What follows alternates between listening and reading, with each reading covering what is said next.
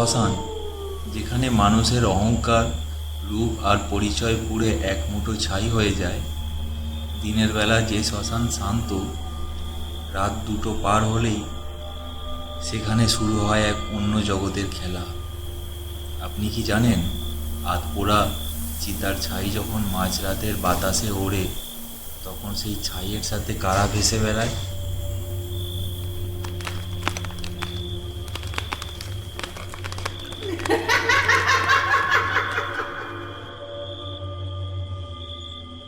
ভূতুড়ে ডায়েরির আজকের পাতায় আমরা কোনো সাধারণ ভূত প্রেতের গল্প শুনব না।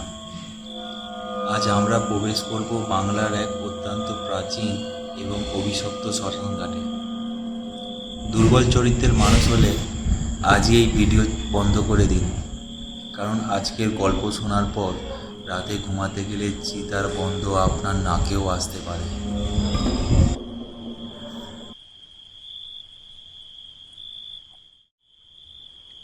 অয়ন ছিল পেশায় একজন ওয়াইল্ড লাইফ ফটোগ্রাফার এবং হরর ব্লগার। ইন্টারনেটে ভয়ের ভিডিও বানিয়ে সে বেশ নাম কামিয়েছিল।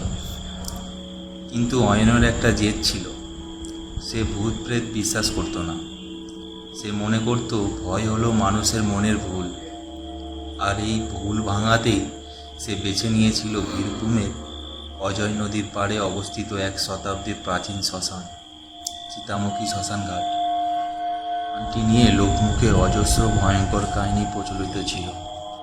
স্থানীয়দের দাবি, অমাবস্যার রাতে ওই শ্মশানের চিতাগুলো নাকি নিজে থেকেই জ্বলে ওঠে, আর বাতাসে ভেসে বেড়ায় অতৃপ্ত আত্মাদের আর্তনাদ।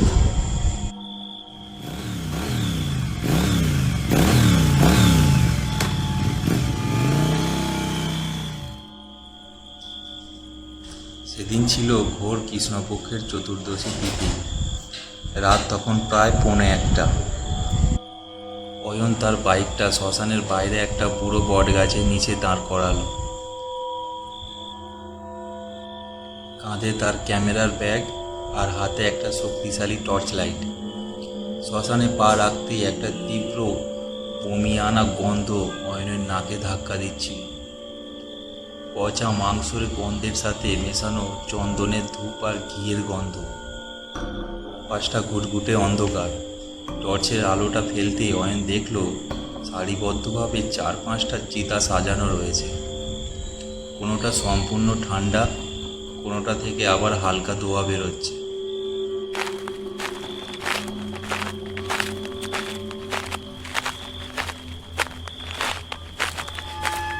অয়ন ক্যামেরাটা ট্রাইপডে সেট করলো। লাইভ স্ট্রিম চালু করে সে ক্যামেরার সামনে বলতে শুরু করলো, হ্যালো বন্ধুরা, আমি এখন দাঁড়িয়ে আছি কুখ্যাত চিতামুখী শ্মশানে।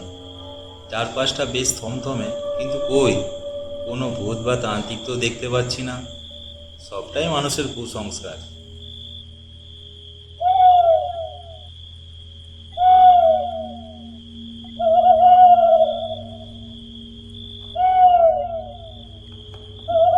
তখনই অয়নের ক্যামেরার ডিসপ্লেটা অদ্ভুতভাবে ব্লিকার করতে লাগলো। লাইভ চ্যাটে দর্শকরা অনবরত লিখতে শুরু করলো, নয়ন ভাই, তোমার পেছনে ওটা কি? জলদি পালাও, তোমার পেছনে কেউ দাঁড়িয়ে আছে। অয়ন একটু চমকে গেল। সে ঝট করে পেছনে তাকালো, কিন্তু না, টর্চের আলো কেউ নেই। সে ভাবলো দর্শকরা হয়তো মজা করছে। কিন্তু ঠিক তখনই শ্মশানের একদম কোণে থাকা একটা আধপোড়া চিতার উপর অয়নের নজর গেল।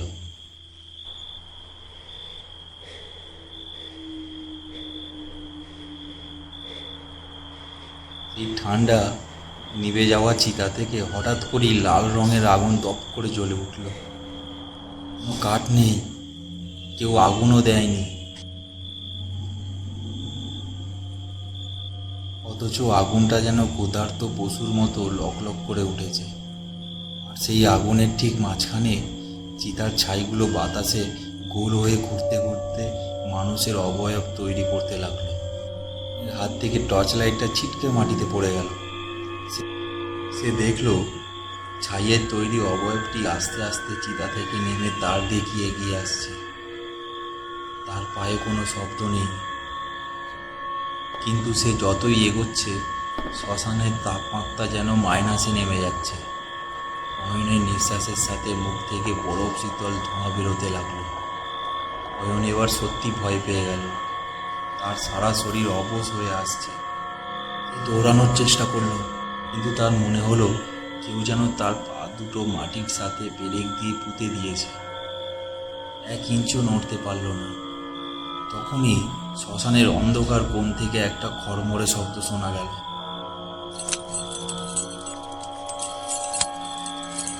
কুয়াশা ভেদ করে সামনে এলেন এক জটাধারী তান্ত্রিক।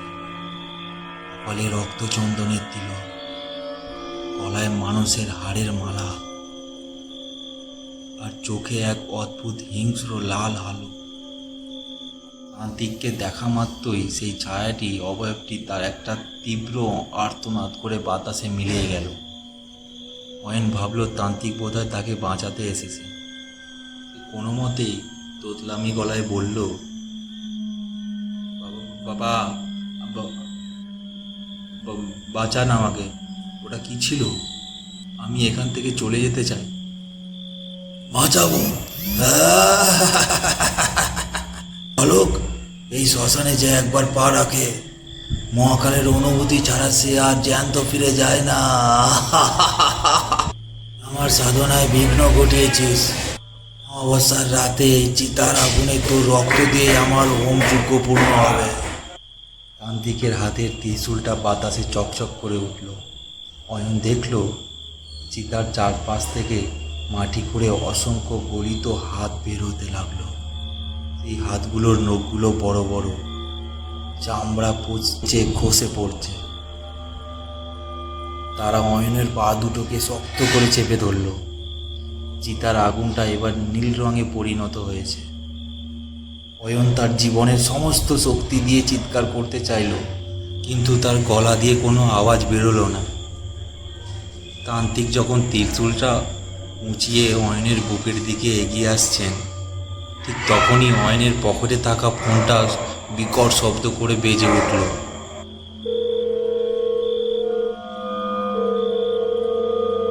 সেই রিংটোনের আওয়াজে তান্ত্রিকের ধ্যানের একাগ্রতা এক মুহূর্তের জন্য ভেঙে গেল। আর ঠিক সেই 1 সেকেন্ডের সুযোগ, অয়ন তার পা দুটোকে কোনো মতে হ্যাঁচকা টানে মুক্ত করে শ্মশানের বাইরের দিকে দৌড়াতে শুরু করল। পেছনে তখন শোনা যাচ্ছে তান্ত্রিকের গর্জন এবং শত শত প্রেতাত্মার অমানসিক চিৎকার।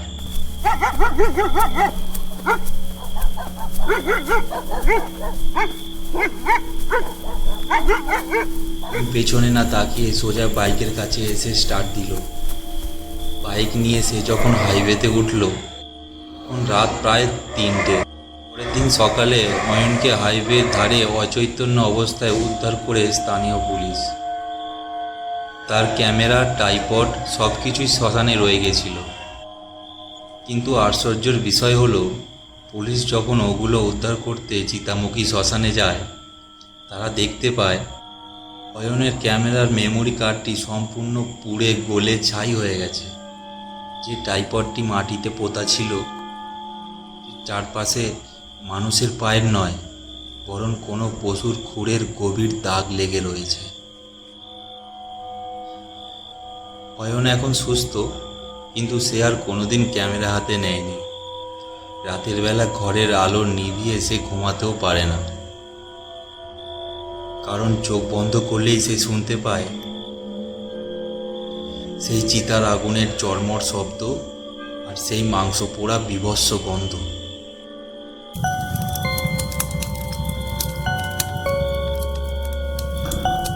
মুখী শ্মশানের আগুন হয়তো নিভে গেছে, কিন্তু অয়নের মনের ভেতরে সেই ভয় কি কোনোদিন নিভবে? আপনার কি মনে হয় বন্ধুরা, বিজ্ঞান যেখানে শেষ হয়, সেখান থেকে কি অলৌকিক জগৎ শুরু? করে আপনারা মতামত অবশ্যই জানাবেন। গল্পটি যদি আপনাদের শিরদাঁড়া দিয়ে ভয়ের স্রোত বয়ে দিয়ে থাকে, তবে ভিডিওটি একটি লাইক দিন এবং আপনার সেই বন্ধুদের সাথে শেয়ার করুন যারা ভূত বিশ্বাস করে না। আর হ্যাঁ, ভুতুড়ে ডায়েরি চ্যানেলটি সাবস্ক্রাইব করে বেল আইকনটি অন করে রাখতে ভুলবেন না, যাতে পরের রাতের পাতাটি উল্টানোর সাথে সাথেই আপনার কাছে নোটিফিকেশান পৌঁছে যায়। সাবধানে থাকবেন, ভালো থাকবেন, আর মনে রাখবেন রাতের বেলা কোনো শ্মশানের পাশ দিয়ে যাওয়ার সময় যদি চন্দনের গন্ধ পান তবে ভুলেও কিন্তু বুক ভরে নিঃশ্বাস নেবেন না। শুভরাত্রি।